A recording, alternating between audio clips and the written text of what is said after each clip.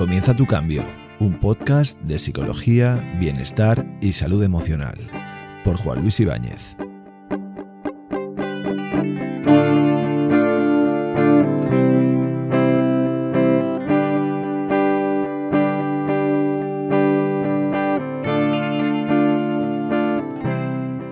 Bienvenido una vez más a Comienza tu cambio. ¿Te has dejado llevar alguna vez por esas prácticas que te ha recomendado alguien de tu familia o de tu entorno porque a su prima o a su cuñado le ha funcionado? ¿O porque es una medicina natural, secreta, milenaria? O bueno, incluso algún profesional te ha podido recomendar, por ejemplo, la homeopatía. Bueno, pues siento decirte que has caído en una pseudoterapia. Y nos rodean, nos comen el terreno, de hecho. Si te interesan estos temas y quieres quitarle la máscara a estos trileros, quédate conmigo porque te voy a dar todas las claves para que tengas claro cómo detectarlos y huir de sus recomendaciones de barra de vara.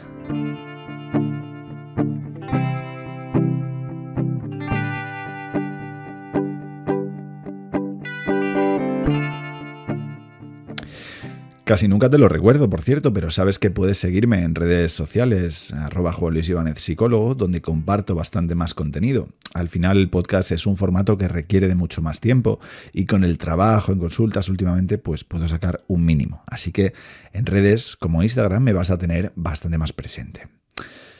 Productos mágicos para adelgazar, que no son más que batidos con azúcar, gotas milagrosas para paliar alguna dolencia, que no es más que agua con edulcorante, o agua de la Virgen de Lourdes. Y sí, detrás hay intereses económicos. Estos son las pseudoterapias. Lo primero que vamos a hacer es definir qué entendemos por pseudoterapia. Para el Consejo General de Colegios Oficiales de Médicos en España, una pseudoterapia se trata de una propuesta de cura de enfermedades, alivio de síntomas o mejora de salud basada en criterios sin respaldo de la evidencia científica disponible. Vaya, que no tiene base científica demostrada. Si bien es cierto que, como indican en su Observatorio contra las Pseudociencias, Pseudoterapias e Intrusismo, hay técnicas o procedimientos que pueden ser útiles para algunos problemas de salud, pero no para otros. En ese sentido nos ponen el ejemplo de la terapia hiperbárica, que tiene un uso legítimo con descompresiones, pero no lo tendría, por ejemplo, para tratar el autismo.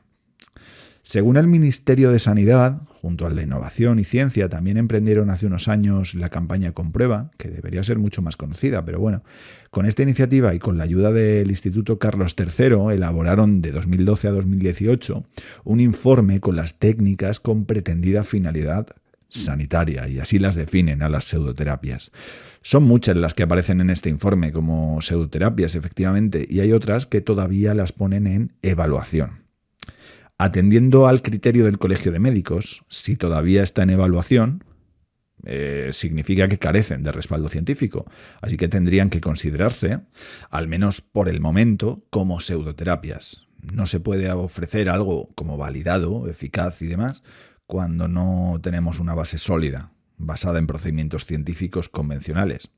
Y bueno, entonces, ¿por qué es tan importante esto para la psicología? Pues bien, la psicología que todos conocemos, la de potenciar el bienestar, prevención, promoción de la salud, afrontar determinados problemas, gestionar las emociones y, por supuesto, el trabajo con problemas psicológicos de salud mental, es sanitaria. Y además, el artículo 18 del Código Deontológico de los Psicólogos dice así: sin perjuicio de la legítima diversidad de teorías, escuelas y métodos, el psicólogo o la psicóloga no utilizarán medios o procedimientos que no se hallen suficientemente contrastados dentro de los límites del conocimiento científico vigente. En el caso de investigaciones, para poner a prueba técnicas o instrumentos nuevos, todavía no contrastados, lo hará saber así a sus clientes antes de la utilización. Claro, evidentemente esto choca con la forma de trabajar que a menudo ofrecen algunos profesionales. Por tanto, es importante que tú, que me estás escuchando, como consumidor, como cliente, como paciente, tengas claro todo esto. Y no dudes en preguntar en cualquier momento e informarte si te surge cualquier cuestión, porque de hecho la campaña Comprueba, con N, de eso iba, de intentar informar a la población de qué es una pseudoterapia, de cuáles son las pseudoterapias y cómo evitar caer en estas pseudoterapias. Porque es cierto que hay profesionales que las usan. Y claro, las técnicas y procedimientos que se consideran pseudoterapias, pues eso, no las usan solo chamanes o gente esquizotípica con tendencia a un pensamiento mágico, que bueno, también, ¿no? Pero las pseudoterapias están en nuestro día a día, las puede ofrecer un profesional, tu vecina, el cuñado de tu mejor amigo, y te aseguran que funciona. También es cierto que algunos profesionales de la salud, como te digo, pues las usan, las recomiendan y por supuesto las venden. En ese sentido, hace poco el Ministerio de Sanidad también daba por pseudoterapias algunas técnicas que todavía estaban en evaluación, por ejemplo, la magnetoterapia estática, la dieta macrobiótica, tan conocida, ¿no? Alimentos macrobióticos y demás. Bueno, el masaje tailandés y la sanación espiritual activa. Ya damos por hecho y asumimos que son pseudoterapias, ¿vale? Aparte de estas, hay otras muchas. Y la verdad, no quería dejar de comentar algunas porque sinceramente me parece increíble las historias que se han montado en algunos casos para elaborar alguna de ellas. Así que he escogido 3 para mencionarlas. Primera de ellas, el idioma de los ángeles de Atlantis. Cuidado. Más conocida como angeloterapia. Esto no tiene nada que ver con rezar, esa práctica que mucha gente utiliza desde el catolicismo, de rezar a los ángeles, por ejemplo. Esto tendría más que ver con la espiritualidad de cada persona y no tiene nada de malo. Pero no. El idioma de los ángeles es una pseudoterapia que, según los autores que la defienden, consiste en aprender a comunicarse con los ángeles, recibir su sabiduría, entender y desplegar actitudes sanadoras y llevar a cabo técnicas llamadas psíquicas con la presencia de entidades angélicas. Lamentablemente, muchas personas confían en este tipo de prácticas o pseudoterapias y las creen, de verdad que las creen. Y esto es lo que defienden, por ejemplo, Eckhart Strom o Doreen Virtue. Esta última, según indica su biografía, es psicóloga. Ellos son los precursores de esta corriente, por así llamarla. Recordemos aquí que el código deontológico de la psicología, pues en Amazon tienen un montón de buenas reseñas. De hecho, tienen 5 estrellas en uno de sus libros con recomendaciones que indican, es un buen manual para estudiantes de terapia angélica, por ejemplo. Yo me quedo a cuadros, la verdad, un poco desconcertante todo esto. Ahora entraremos en detalle y veremos por qué las personas llegamos a confiar en este tipo de historias. Otra de las más conocidas, y por eso la incluyo entre las chocantes, es la homeopatía. La homeopatía consiste básicamente en tratar enfermedades aplicando pequeñísimas cantidades de la sustancia que, de aplicarse en gran proporción a un individuo sano, provocarían los mismos síntomas que se pretenden combatir. Se hace diluyendo esa sustancia y luego, pues vendiéndotela. Los colegios de médicos, de hecho, están cansados de denunciar que no tiene fundamento y conlleva altos riesgos, además de un elevado coste, evidentemente. Hay ya hasta 7 informes Cochrane que se dedican a hacer revisiones, análisis independientes, sin financiación de empresas ni nada parecido, que demuestran que no existe validez alguna en lo que afirma la homeopatía. Estos estudios tienen en cuenta, por ejemplo, el cáncer, el TDAH, la demencia, síndrome de colon irritable. El único efecto que pueden tener, según estos informes, es el efecto placebo, que es muy potente, como ahora veremos.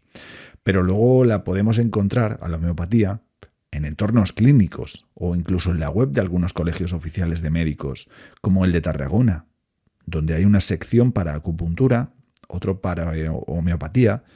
En la misma web podemos leer, en base a la Ley de Ordenación de los Profesionales Sanitarios, en su artículo 36, creemos necesario acreditar la formación de los médicos que lo deseen para que la homeopatía a nivel médico tenga la calidad que se merecen los pacientes y que pueda ser reconocida de forma oficial. Yo me sigo quedando a cuadros, sinceramente.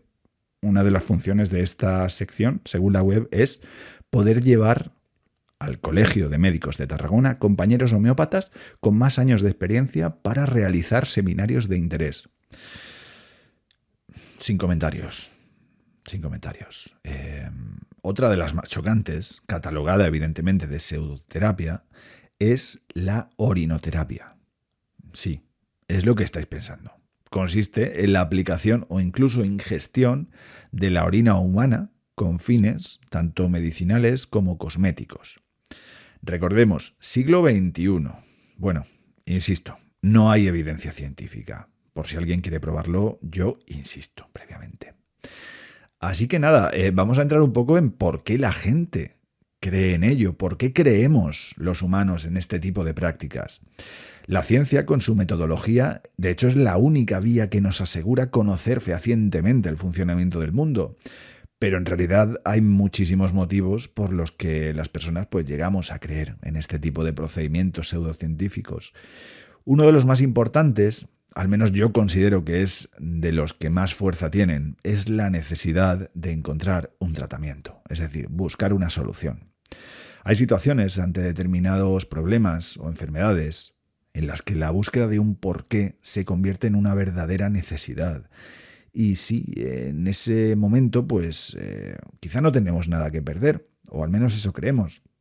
Y probablemente, pues, tomemos la decisión y pongamos toda nuestra intención en conseguir resolver el problema con este tipo de prácticas. Y si por lo que sea, porque también estamos llevando un tratamiento médico o por motivos que no conocemos, conseguimos solucionarlo, pues vamos a afianzar la convicción y la confianza en ese tratamiento, en esa pseudoterapia, por mucho que nos vengan a decir que no funciona y que no es científico y demás.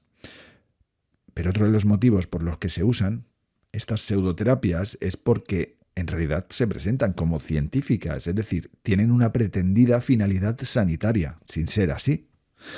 El hecho es que proporcionan una falsa sensación de esperanza, muchas veces ante las dificultades de tratamientos médicos que no son efectivos, pues las personas caemos en este tipo de pseudoterapias.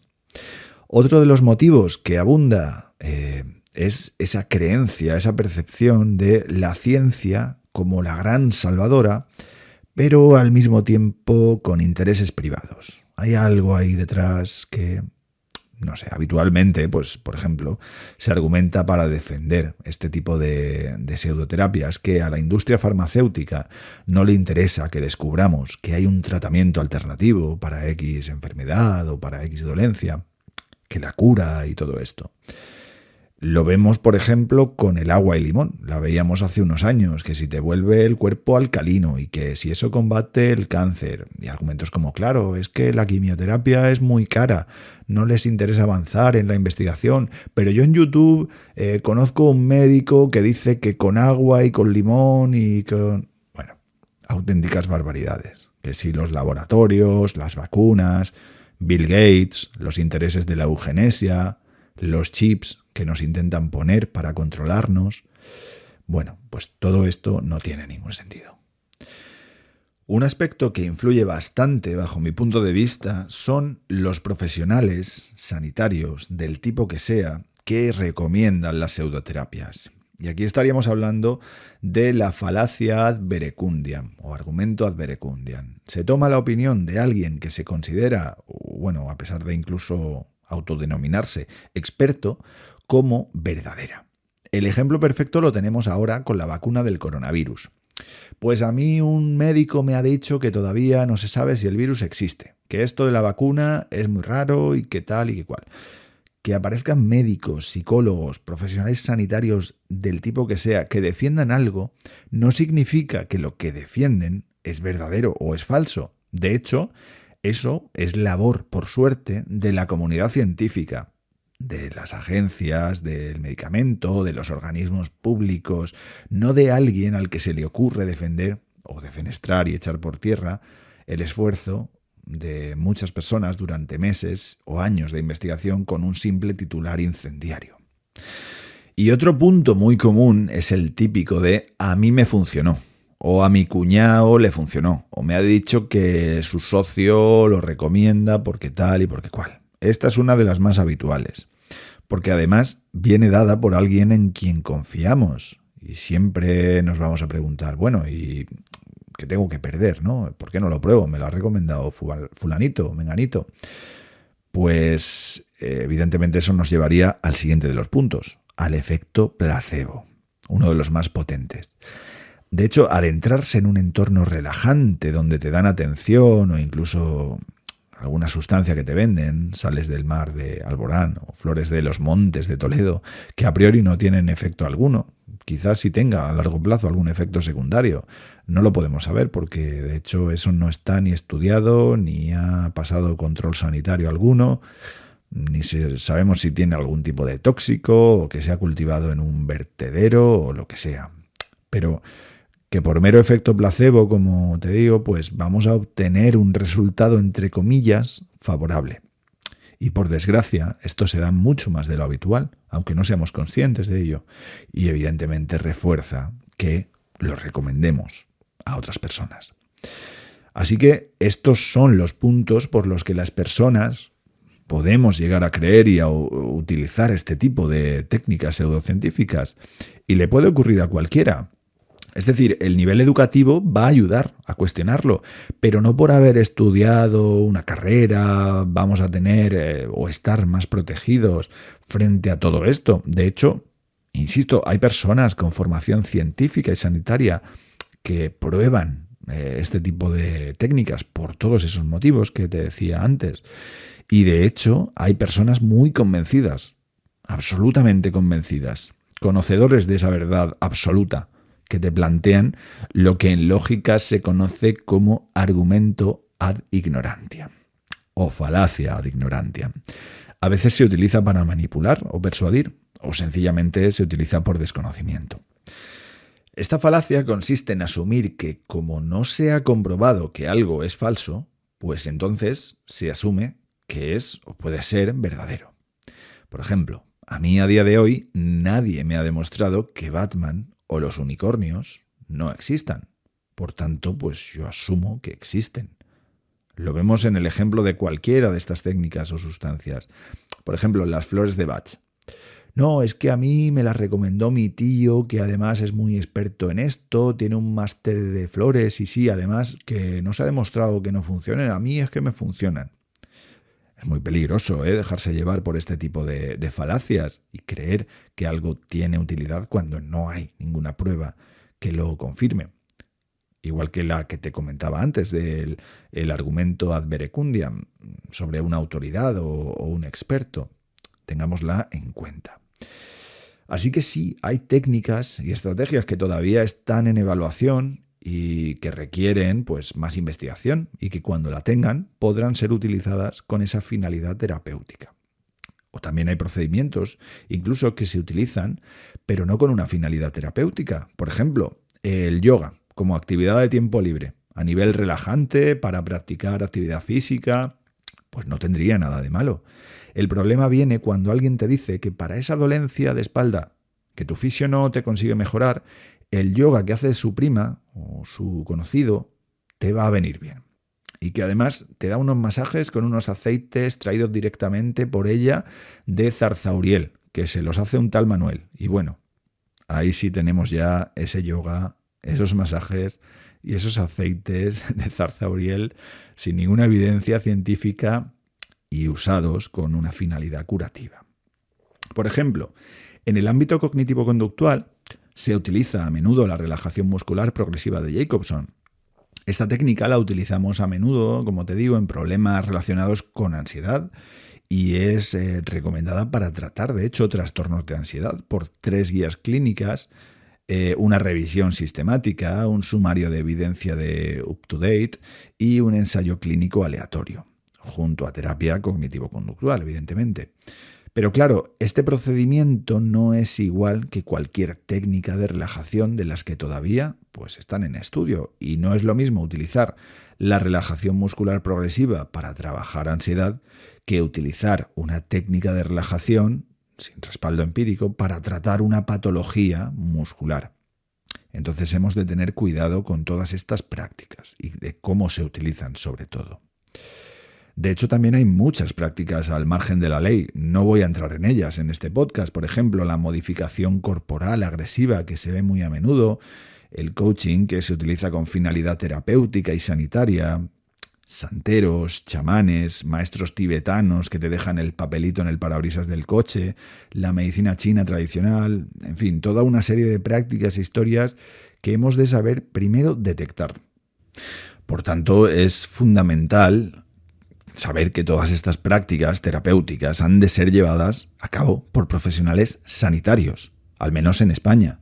Por ejemplo, en Argentina u otros países, la corriente predominante en psicología es el psicoanálisis. En España es la corriente cognitivo-conductual, basada en el método científico. Pero bueno, del psicoanálisis ya hablaremos, si os parece, en otro podcast. No es una pseudoterapia, pero tiene lo suyo. Y bueno, con ese propósito subí a mi perfil de Instagram, Juan Luis Ibáñez Psicólogo, una infografía sobre esas claves que te voy a comentar así rápidamente. Lo primero y más básico es poseer el título, es decir, tener la licenciatura, el grado o la formación adecuada que requiera esa profesión. Segundo, contar con suficiente experiencia y formación en el tema que quieres trabajar o que necesitas trabajar. Otro de los puntos es formar parte de su colegio oficial. Esto en todas las profesiones sanitarias no es obligatorio a día de hoy. Pero bueno, no tienes más que buscar si, por ejemplo, enfermería, profesión sanitaria, colegiación.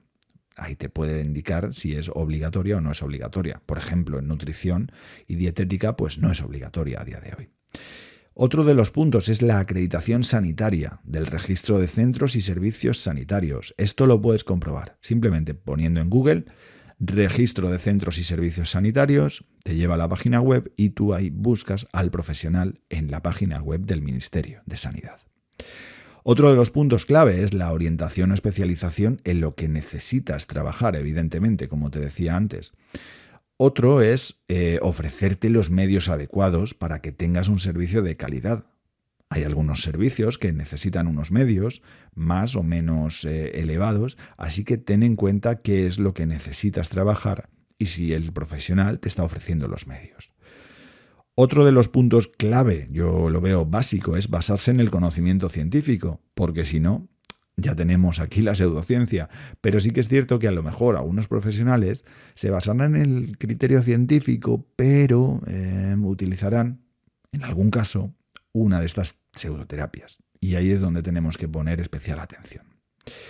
Otra de las claves es estar en situación de alta en la seguridad social, evidentemente, estar de alta, y también poseer el seguro de responsabilidad civil en vigor, por si hay cualquier problema, para que estés protegida o protegido, ¿vale?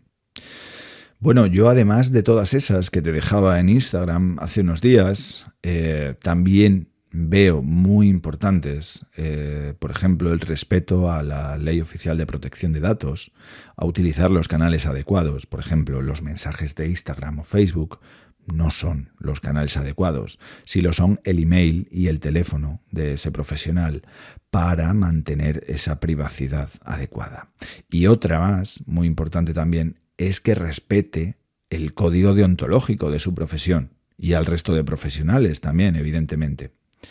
Y ya para finalizar con este podcast, yo te voy a dar simplemente 2 claves muy básicas que te ayudarán a detectar las pseudoterapias, todas estas prácticas pseudocientíficas, y a evitarlas. Primero de ellos, pensamiento crítico.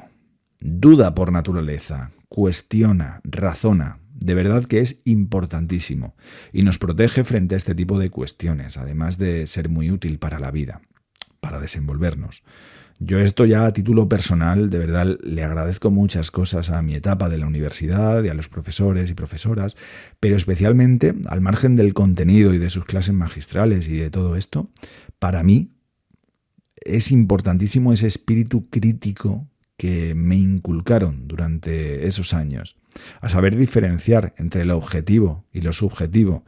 Hoy en día, que hay tanta subjetividad en todo, prácticamente en nuestro día a día, y la subjetividad, pues ya sabemos que va muy de la mano de manipulación. Así que, ojo con esa subjetividad de, no, es que a fulanita le funcionó. Yo estoy súper contento con este tratamiento, ya verás, pruébalo. Mucho cuidado y mucho pensamiento crítico, objetivo, basado en hechos. Esto no tiene nada que ver con mayor o menor inteligencia, insisto. Hay personas muy inteligentes, convencidas de ideas totalmente irracionales.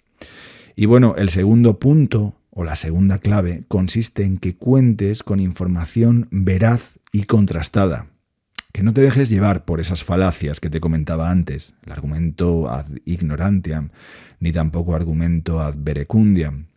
Cuidado con este último porque estamos viendo muchas opiniones personales de profesionales que no se rigen por el criterio científico.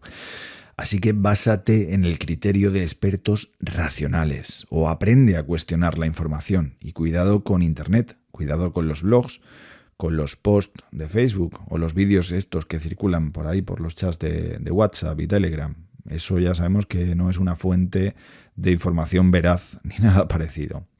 Por tanto, ya sabes, espero haber arrojado un poquito de luz a todas estas prácticas, a estas corrientes pseudocientíficas, y también dejaré este tema de las pseudoterapias en una publicación de Instagram para que lo puedas compartir.